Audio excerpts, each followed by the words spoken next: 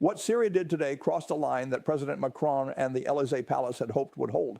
A line drawn not in sand, but in blood, in sovereignty, and in the understanding that certain provocations carry consequences that cannot be walked back. And when that line broke, France did not hesitate. They did not convene another emergency session. They did not issue another carefully worded communique. They responded with precision, with overwhelming force, and with a clarity of purpose that stunned even their closest allies.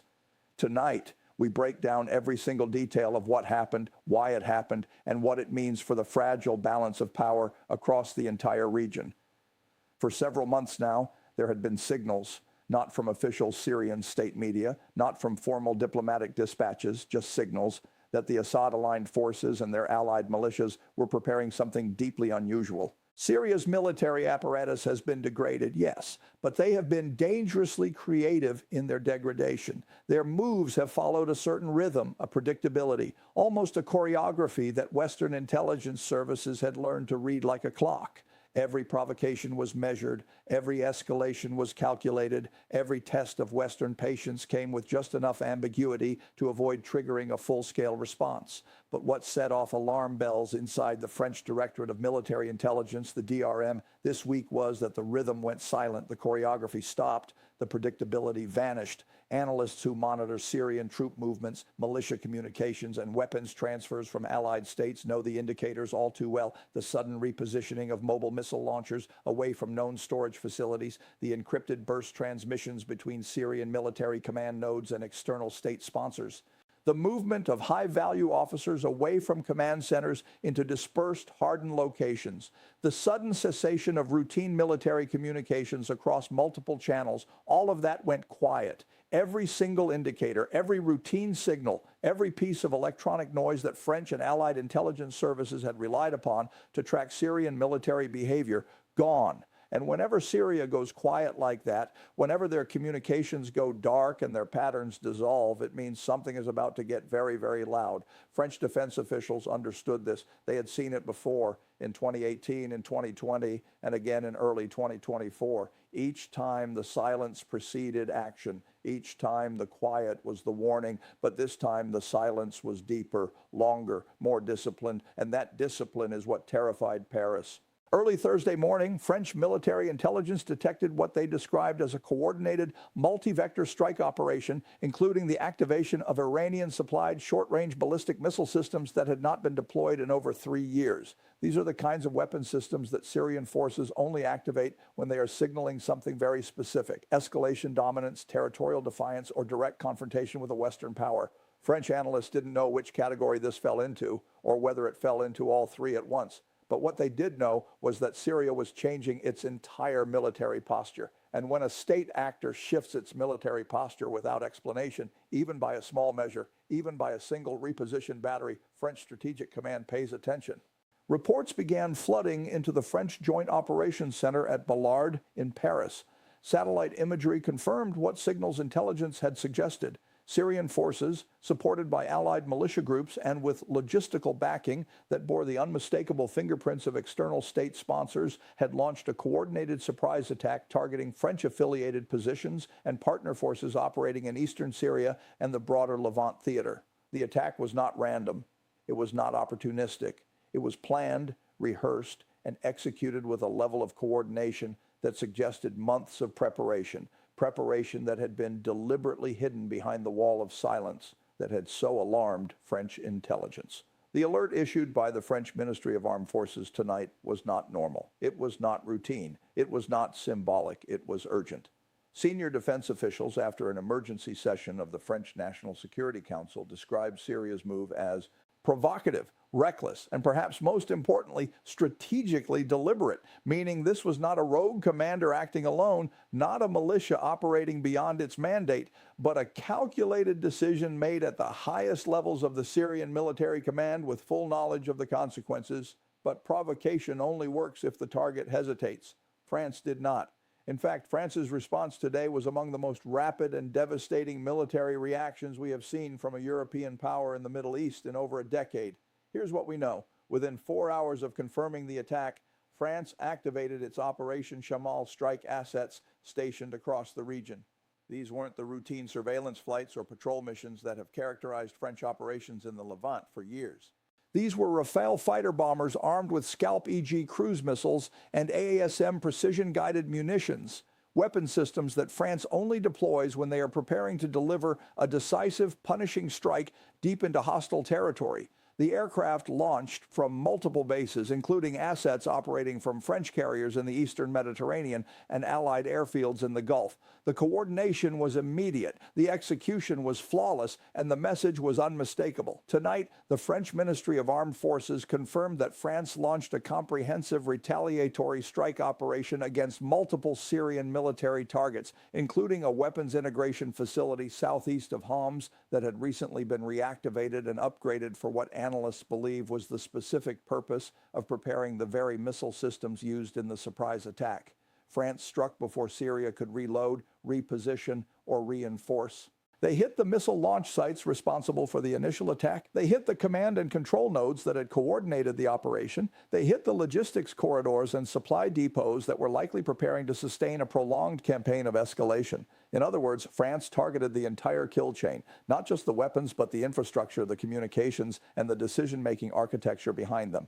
The connective tissue that would have made a second wave operational. This is what made the French warning so urgent. Syria's surprise attack wasn't just symbolic, it was actionable.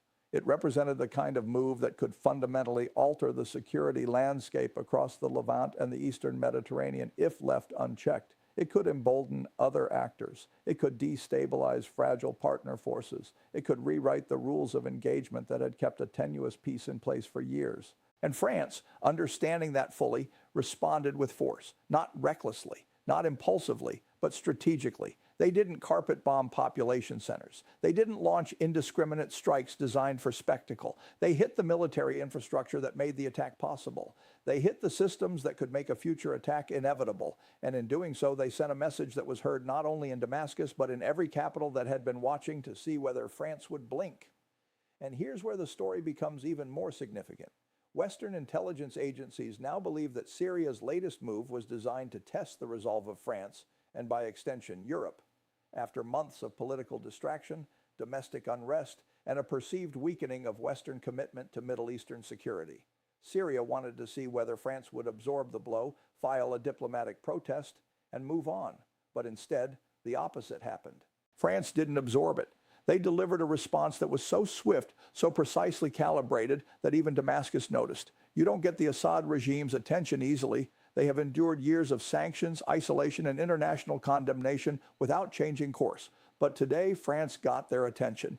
Defense analysts speaking with European media outlets under anonymity described Syria's shift as strategic probing, a way to map Western response thresholds, identify vulnerabilities, and exploit any gap between rhetoric and action.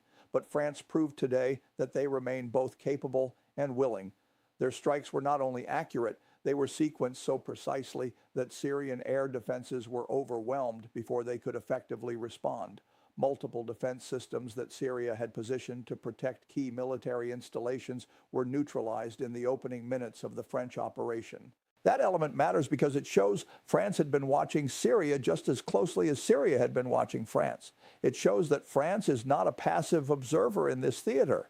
They are an active, engaged, and formidable military power with the intelligence, the assets, and the political will to act decisively when their interests and their people are threatened. As reports continued coming in throughout the evening, we learned more about the scale of France's response. French naval aviation assets carried out strikes from the carrier group in the eastern Mediterranean, forcing Syrian coastal defense units to withdraw from advanced positions.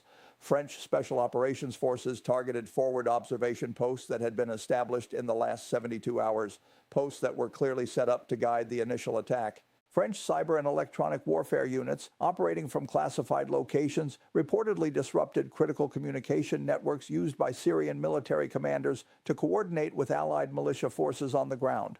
This wasn't just a retaliatory strike. This wasn't just a show of force. This was full-spectrum military dominance. This was strategic deterrence delivered in real time. And strategic deterrence is the one thing Syria and its backers have struggled to counter since France expanded its operational footprint in the region. For every advance Syria has made, every repositioned missile battery, every new militia encampment, every covert weapons transfer, France has countered with something that renders those advances irrelevant.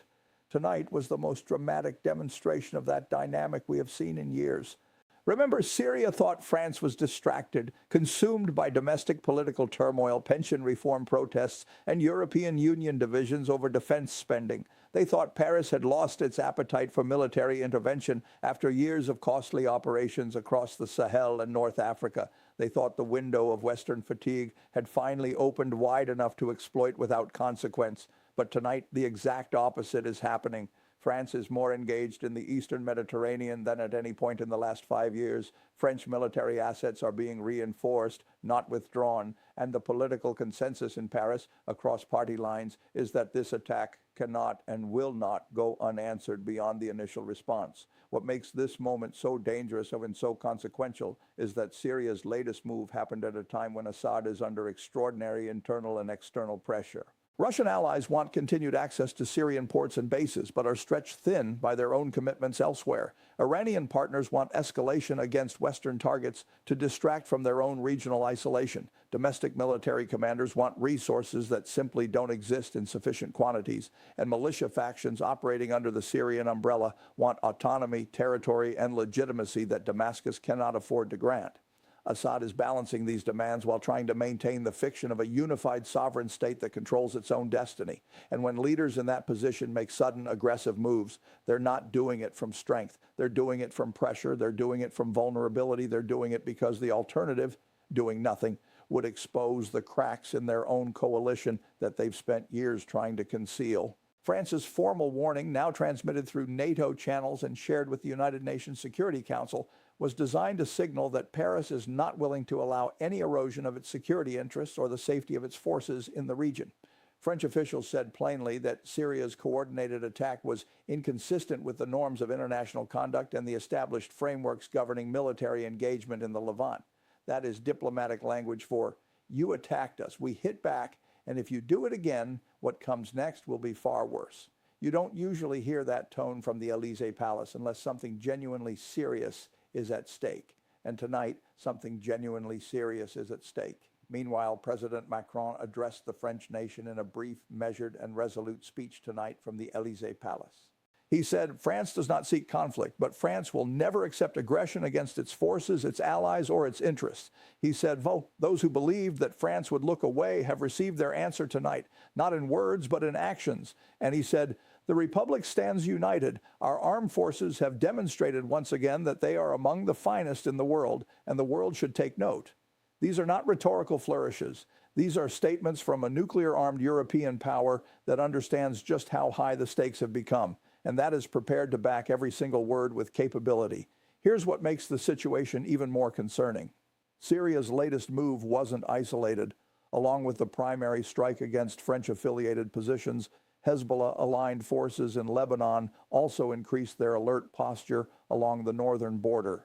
Iranian-backed militia groups in Iraq conducted provocative maneuvers near coalition operating areas, and Russian naval assets in the eastern Mediterranean increased their electronic surveillance activity targeting French carrier operations. All of this happened within the same 48-hour window. When Syria moves multiple pieces at once, and when its allies mirror those movements in synchronized fashion, it means something larger is underway. It means the surprise attack may not have been the end game. It may have been the opening move. Western intelligence analysts are now considering several possibilities. One is that Syria is preparing a sustained campaign of low-level provocations designed to exhaust French military resources and political patience. Another is that Syria is attempting to create a bargaining chip, a crisis that can be traded for sanctions relief or diplomatic concessions at the negotiating table. A third possibility, the one worrying officials the most, is that Syria is attempting to draw France into a prolonged military engagement that would stretch European defense commitments to the breaking point and fracture NATO unity on Middle Eastern policy. But today, France took that card off the table. They didn't wait for a second strike. They didn't defer to multilateral deliberation. They didn't signal weakness through restraint dressed up as diplomacy. They struck hard, struck fast, and struck with a precision that left no ambiguity about their capability or their intent. What we're watching now is a test of resolve. Syria wants to see whether France will sustain this posture or retreat behind diplomatic language once the initial shock fades. France wants to show that tonight's response is not the ceiling, it is the floor.